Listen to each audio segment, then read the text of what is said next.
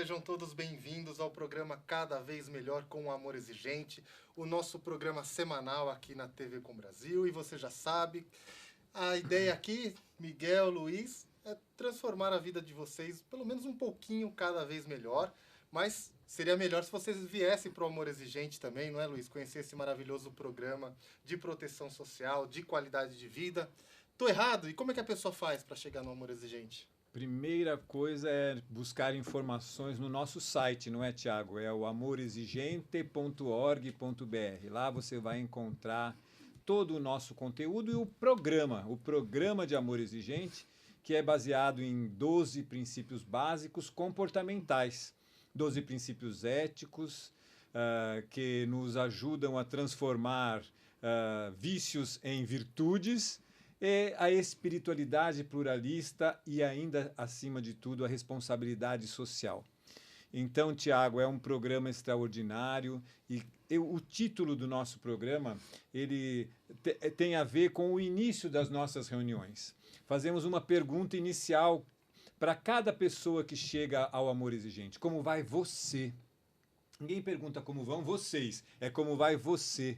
E a pessoa tem que responder por um compromisso assumido cada vez melhor. Eu estou cada vez melhor. Mesmo que naquela semana não esteja muito bem. Mas tem um compromisso de sair com uma meta para ficar cada vez melhor. E hoje nós temos aí uma convidada que vai nos deixar cada vez melhor. Ah, vai, né, Miguel? E mais do que o nome do nosso programa, como o Luiz falou, é um lema, é um mantra, não é isso, Miguel? É isso mesmo. E outra coisa é a prevenção. Nós estamos aqui justamente para isso. É prevenção, é não entrarmos nas drogas. Mas hoje nós temos uma convidada especialíssima, grande amiga nossa, do Amor Exigente, e vai te trazer aí informações importantíssimas. Então vamos apresentá-la. Ela está aqui do meu lado direito, doutora Sandra Marques, que é da Coordenação Estadual do Programa Nacional de Controle do Tabagismo aqui de São Paulo. Bem-vinda, Sandra, mais uma vez. Sandra é antiga parceira do Amor Exigente, sempre conosco nos nossos cursos, palestras. Verdade. Obrigado por mais uma vez estar conosco. Obrigado o convite, Tiago, Miguel, Luiz. É um prazer estar aqui com vocês de novo. Estamos sempre juntos, né? E falando um pouquinho sobre o desafio que é tratar tabagismo junto principalmente com outras dependências químicas, porque as pessoas têm uma ideia errônea do que é o consumo do tabaco ainda no meio da dependência química, né? Elas minimizam os riscos do uso do tabaco frente a outras substâncias psicoativas, e é muito importante que a gente sempre relembre que, apesar do tabaco ser uma droga lícita, né, a nicotina é a que causa a dependência, a gente tem um desafio muito grande em trazer para a sociedade ainda os riscos na nossa saúde física e mental. Muito bem, doutora Sandra. Então, prevenção ao tabaco e cigarros eletrônicos é o nosso tema, está aí na sua tela. A gente vai falar muito de cigarros eletrônicos, que tá na moda, né, doutora Sandra? Amanhã, Dia Mundial Sem Tabaco. E já tem tema para esse ano? Sim, mais comida e menos tabaco. A gente está pensando muito na questão da pobreza, da insegurança alimentar que tem no mundo ainda, principalmente quando as famílias mais pobres e mais vulneráveis desviam o recurso para a compra de alguma substância psicoativa como a nicotina, né? Pois não é. Olha, quanto que gasta um fumante aí médio por mês? Luiz, se a gente for considerar hoje que o maço de cigarro chega a R$10, você tem pelo menos R$300 de mês com gasto aí que daria para fazer uma compra aí de uma cesta básica, pelo menos, né? Então, entender que o uso de tabaco ainda está ligado principalmente aos países de baixa e média renda, ou seja, pessoas mais pobres, mais vulneráveis, com menos informação. E mesmo assim, sem recurso, eles arrumam o dinheiro para comprar o tabaco? Miguel, principalmente por isso, né? Acho que o grande desafio está trazer para a sociedade ainda que o uso de tabaco é uma dependência química também, né? tanto quanto um crack, álcool, uso de álcool, né, cocaína, e entender que ele funciona no mesmo circuito de prazer, né, que a substância, a droga traz. A mesma coisa a nicotina funciona.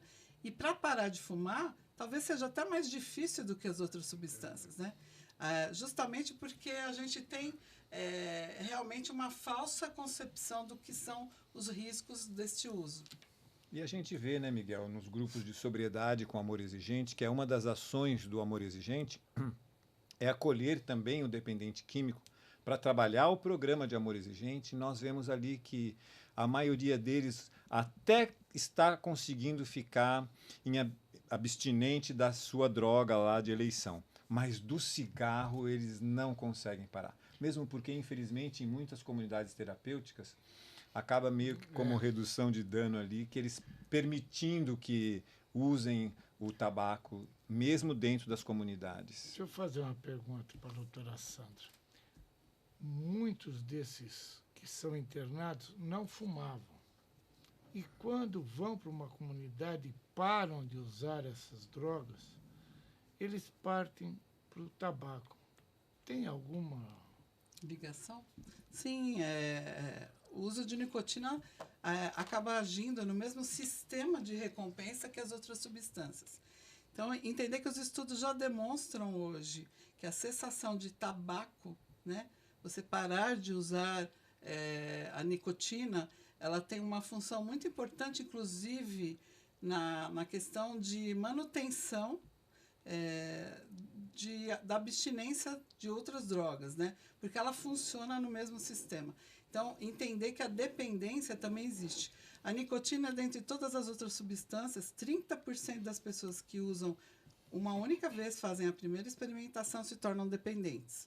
Então, entender que o poder aditivo dela é muito grande.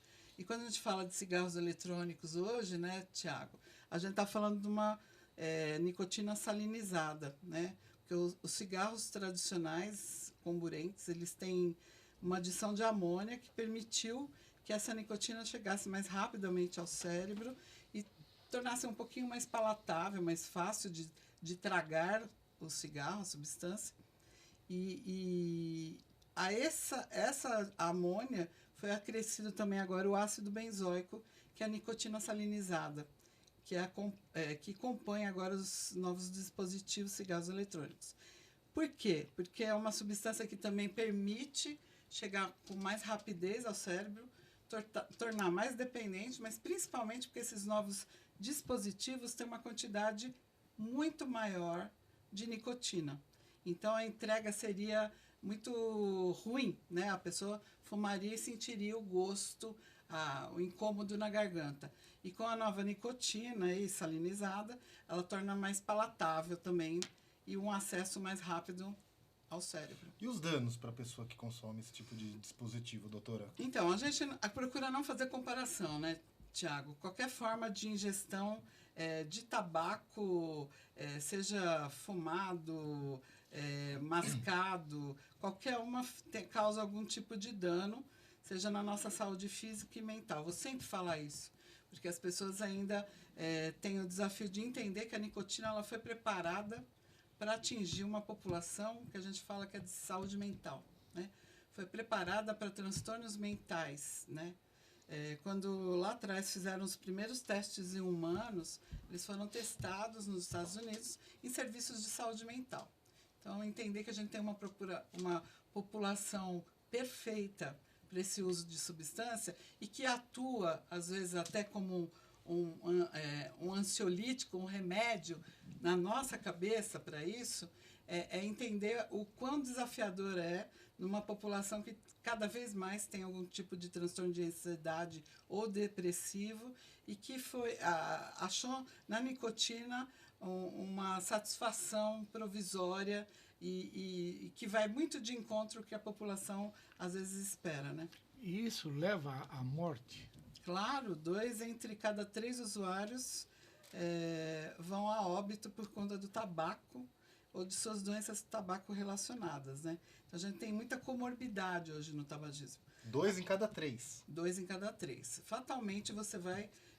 porque ele ele não morreu de fumar, mas ele morreu de um infarto. Mas a probabilidade de um tabagista morrer de infarto é muito maior do que de uma pessoa que nunca fumou, né?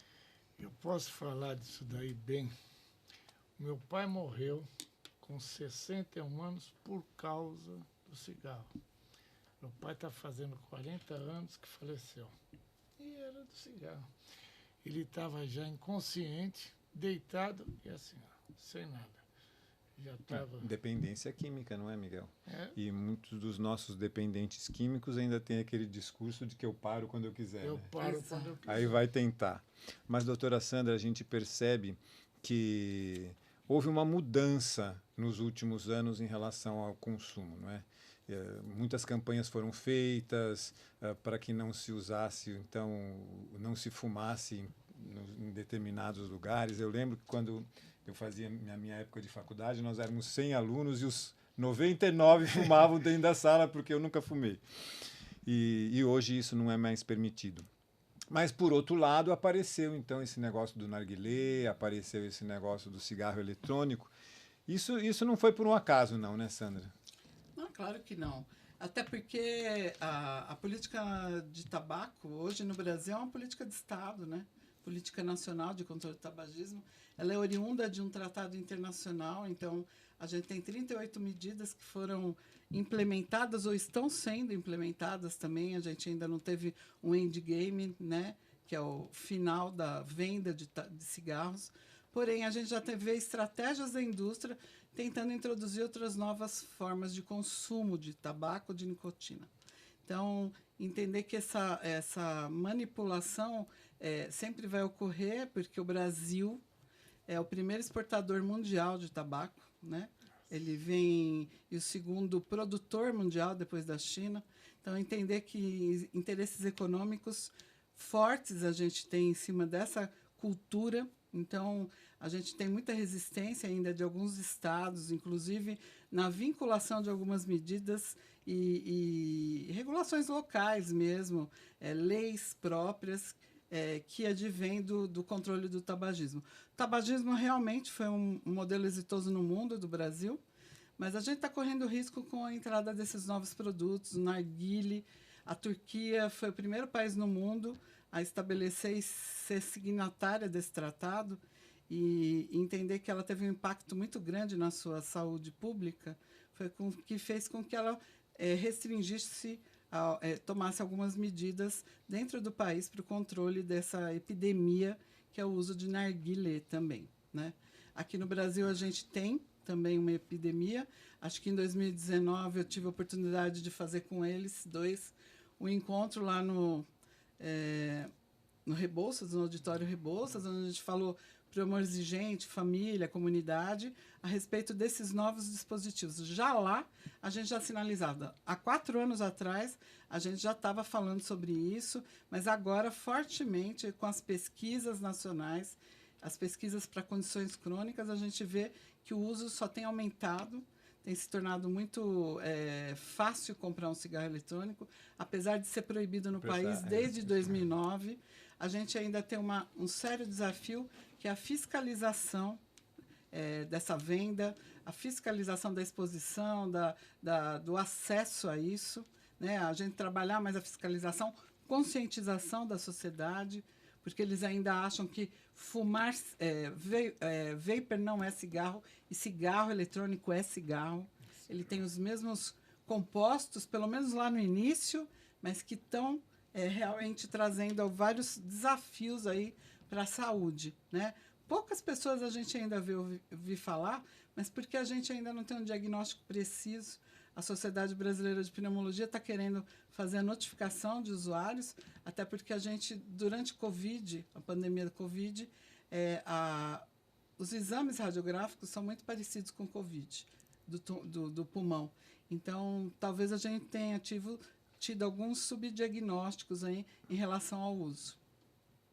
Terrível que os nossos adolescentes estejam sendo expostos a esta moda. A gente já viu, né, essa história. Essa história já foi contada uma vez, só está se repetindo, né, Luiz? Então, a gente que já viu, já sabe as estratégias de marketing que correm atrás desses novos dispositivos. Então, cabe a gente agora ficar atento e não deixar essa população, os meninos iniciarem, né? Nossa função está na prevenção. E como nós estamos falando sempre de prevenção, né, Miguel? Exato. Não fique só. Papai, mamãe, você, papai, mamãe de adolescentes, busque um grupo de amor exigente para obter esse tipo de informação. Nós costumamos brincar que no Amor Exigente falamos durante 4 semanas a respeito do nosso programa. E na 5ª semana nós trazemos informações a respeito de saúde pública, a respeito destas coisas que estão sendo faladas aqui, epidemias, né, de uso e abuso de substâncias, entre elas o tabaco. Então, venha para o Amor Exigente para ficar esperto e poder aprender a dizer não para o seu menino, para a sua menina adolescentes. É isso aí, Luiz, como a doutora Sandra falou, cigarro eletrônico é cigarro também, a gente não pode esquecer disso. E como o Luiz frisou, fiquem espertos com seus filhos, com seus adolescentes, vai achando que de repente, mãe, um pendrive, meu filho tá com um pendrive novo, né, doutora Sandra? Que essas porcarias parecem aqueles pendrive que você usa no computador. Fica esperto para ver se não é um desse dispositivo, né? E o pior de tudo é que esses novos dispositivos facilitam com que eles preparem o seu dispositivo. E isso também inclui a percepção de risco para outras substâncias, por exemplo. Então, a gente está falando de maconha líquida, né? Então, a gente está falando de drogas ilícitas que talvez sejam manipuladas dentro desses dispositivos e talvez estabelecendo dependência também de outras substâncias. A gente está tendo vários desafios, cada hora surge uma droga nova, né? Como o fentanil, por exemplo, mas entender que a gente tem, sim, um sério desafio com esses novos dispositivos. E como regular? Como regular? Já é regulado no Brasil, é proibido. Mas como estabelecer uma venda de um produto que você manipula em casa? Como é que eu vou estabelecer qual é o risco que você corre à saúde? A Anvisa está certíssima quando ela proibiu. Então, assim, espero que a gente consiga resistir a essa influência da indústria, principalmente quando a gente visualiza, por exemplo, o PL 399, a questão de cannabis medicinal, que a gente vê claramente as intenções, inclusive através da indústria da cannabis. Né? Mas é justamente aí, né? Uhum. Qual é o espaço, né, que você tem, ou aqueles que trabalham nesse segmento têm, a nossa mídia? É muito pequeno, certo?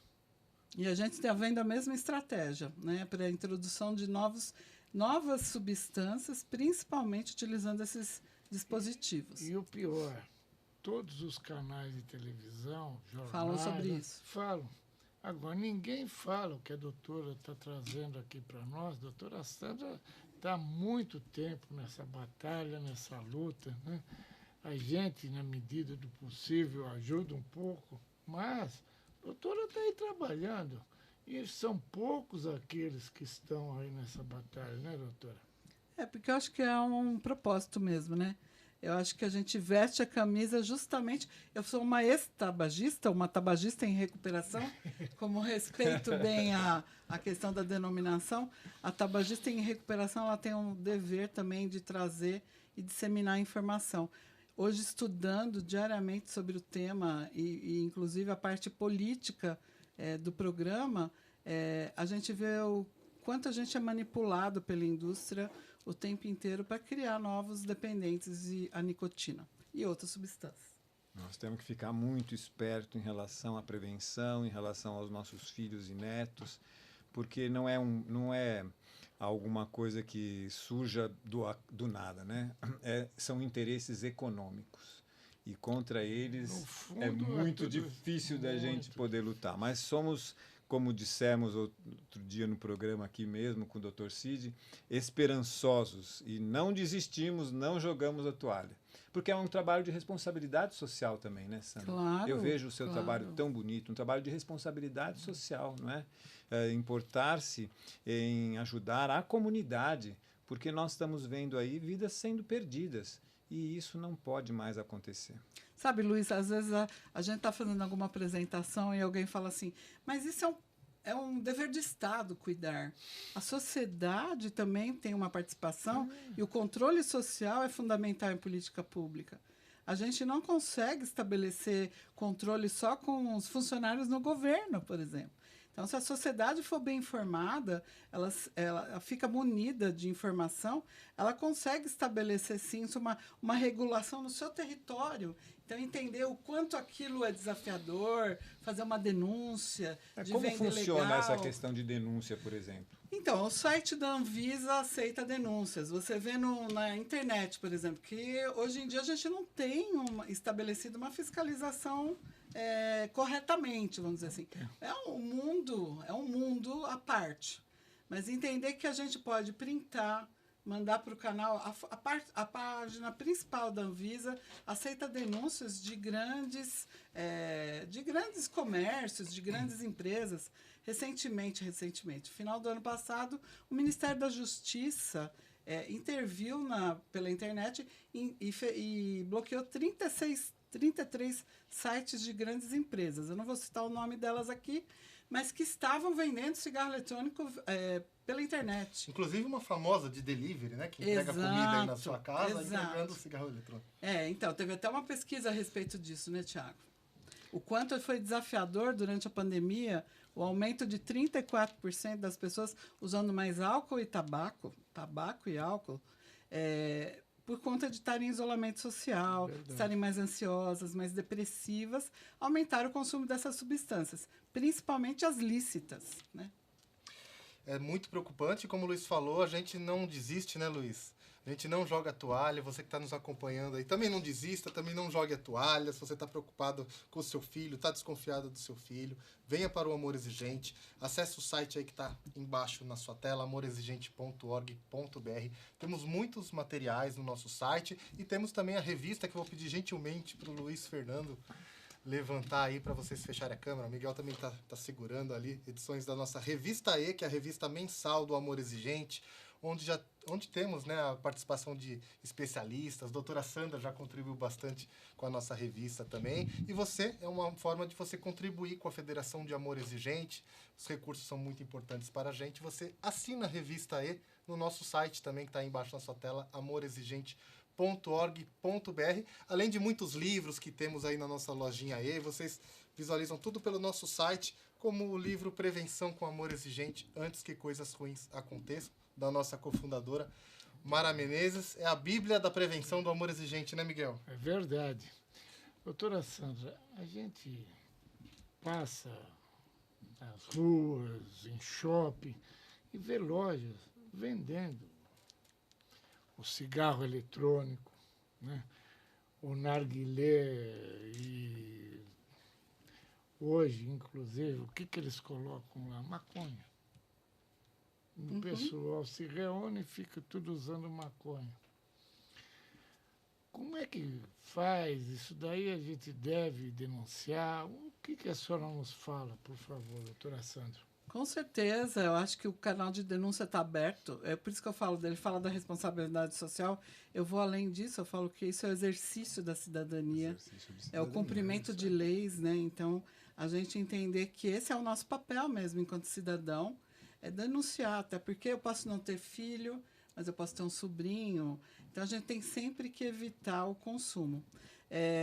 A vigilância sanitária aqui no município ou no estado de São Paulo, ela está fortemente atuando na questão da fiscalização. São Paulo é um modelo de fiscalização nessas áreas, mas, claro, né, Miguel, a gente tem uma quantidade de funcionários que é limitada. Então, é por isso que a gente precisa de uma sociedade mais informada e atuante para que faça a proteção das nossas leis, das nossas políticas públicas. Porque nos Estados Unidos, se você colocar lixo no horário errado, o vizinho denuncia. Então, entender que a gente precisa assumir esse papel enquanto sociedade também e exercer nossa cidadania nesse aspecto. Doutora Sandra, o que a senhora pode dizer para quem está nos assistindo, de repente é um jovem aí que está vendo um amigo da escola, da faculdade, com desse dispositivo, está achando descolado aí, está querendo experimentar, ou então para aquele que é fumante, né, de um cigarro comum, está pensando em migrar, porque a indústria do tabagismo, ela vendeu muito essa ideia, né, de que pode ser uma forma de você abandonar o vício de cigarro usando o eletrônico. Cigarro eletrônico não é tratamento de tabagismo, ponto. Se o fosse, seria regulado como medicamento, coisa que não é. nem na Inglaterra que recentemente falou que ia distribuir não sei quantos cigarros eletrônicos para tratamento, isso é muito desafiador, porque os países que deixaram solto e não controlaram estão recuando, como a Austrália ontem já começa a tomar medidas mais efetivas, aumento de tributação, que é importante, diminuir acesso também quando a gente aumenta preço, justamente por a gente falar que as populações mais vulneráveis são as que são mais atingidas com o consumo de substâncias psicoativas. Entender também que é muito desafiador o consumo dessas substâncias, porque a gente tem já alguns estudos, mas a curto prazo. A curto prazo, o impacto na saúde física e mental é muito maior do que os cigarros tradicionais. E eu não estou fazendo uma comparação, já falei anteriormente que toda forma de consumo traz malefício, né? Mas entender que a gente tem um grande desafio enquanto sociedade, enquanto políticas públicas, porque a gente talvez faça um retrocesso no Brasil quanto à iniciação e à renormalização do uso da nicotina. Já se fala em nicotinismo, nicotismo, e não mais tabagismo. É uma nicotina totalmente diferenciada, com poder aditivo muito alto, e torna o dependente muito mais dependente, vamos dizer assim, desta substância. Então, entender que a gente precisa tomar uma atitude em relação a isso, até como população, e fazer uma fiscalização, por exemplo, desses locais. Eu estou sabendo que na loja do meu bairro está vendendo. Denuncie, chame a vigilância. E outra, vender cigarro eletrônico em escola, isso também é crime, porque é um crime de contrabando. Se o produto é um produto que é proibido no Brasil, no mínimo é contrabando. Obrigado, doutora Sandra. Infelizmente, nosso tempo já acabou, meus amigos. Mas a doutora Sandra é nossa parceira, ela voltará outras vezes, com certeza. Obrigado a todos.